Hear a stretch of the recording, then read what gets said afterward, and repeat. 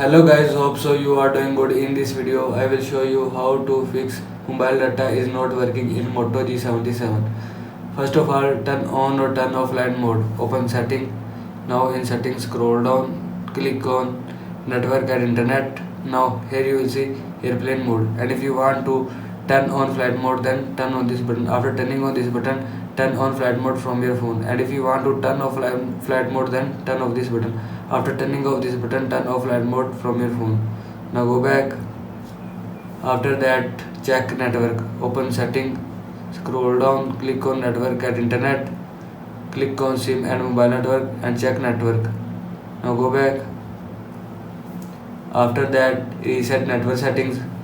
Open settings, scroll down, click on system, scroll down, click on reset option, click on reset mobile network setting and click on reset setting. After click on reset setting, mobile network setting will be reset from your phone. Now go back. After that, factory reset. Again open setting, scroll down, again click on system, again click on reset options, click on erase all data, factory reset and click on erase all data. After click on erase all data, music, photo, video will be permanently deleted from your phone.